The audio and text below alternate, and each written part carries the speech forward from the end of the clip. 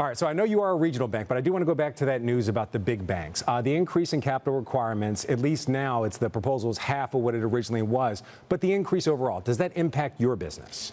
Absolutely. I think all banks will see capital requirements rise in the future here. Clearly, having some smaller proposals in line are going to be helpful for our industry. But I think at the end of the day, all banks' capital ratios are going to rise.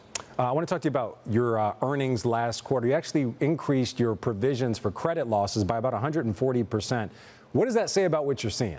You know, I think we're starting to feel the cumulative impact of rising interest rates on borrowers, but credit's been relatively benign for us, and so I think we're starting to see probably towards the end of the cycle here where we're just prepared for anything that might come our way.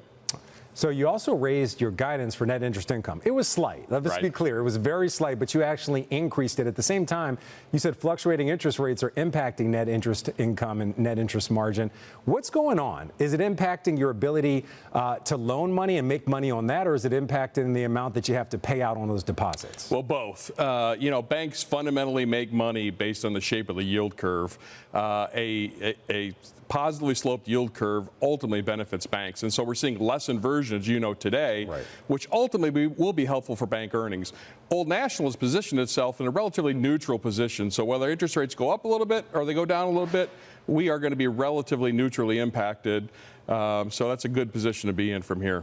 All right, let's talk about commercial real estate, multifamily. So on your earnings call, you went out of your way to say, the holdings that you have in commercial real estate and multifamily, it's not big high rises. It's not big office buildings in urban centers. You're more in suburban office parks. You're more, suburban multifamily, lower rise, I would say, more kind of widespread. Why does that make a difference? When we talk about the sector, we often talk about the entire sector being under pressure, but you want to differentiate. What's the difference there? Well, I think geography really matters here when it comes to potential challenges, whether you're talking about office property or multifamily property. And the downtown urban environments have probably seen the most amount of pressure, where most of our real estate is relatively small, as you noted, a handful of floors and in the suburban environment. And we think that holds up much, much better than maybe some of the biggest properties in those downtown urban environments. We talked to a lot of people about whether or not the economic slowdown is over-exaggerated or under-exaggerated. What sectors? Is it bifurcated?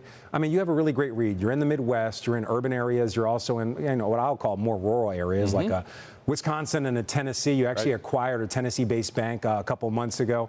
What's going on? What are you seeing when it comes to the economy?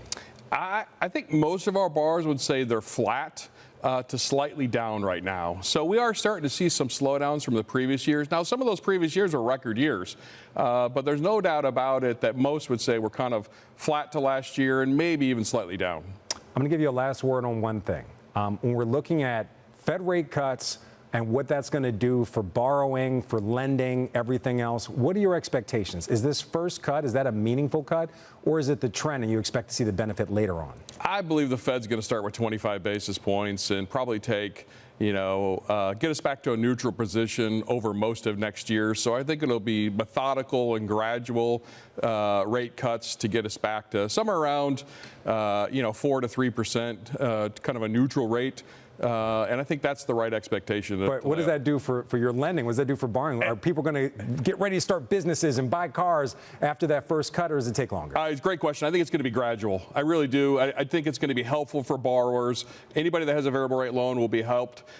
Deposit rates will come down. So savings rates will end up eventually coming down, and they'll probably come down kind of commensurate with rate cuts. I've already seen a lot of reports that CD rates are coming down. I don't know if your CD rates are coming down as well, but what does that generally mean? Because so much money is actually in money market funds. Yeah, I think the money market funds will start being affected as soon as the Fed starts cutting rates here. Maybe already have started to be affected. And, we saw the belly part of the curve come in. I think that's what's been affecting CD rates have started to come in as long rates have come in. But as soon as the Fed starts cutting, I think you'll start to see more money market rates and non-maturity deposits reduce their rates. Does that help checkings or savings for you? Well, it helps lower our total cost of deposits, so it's a good thing for us.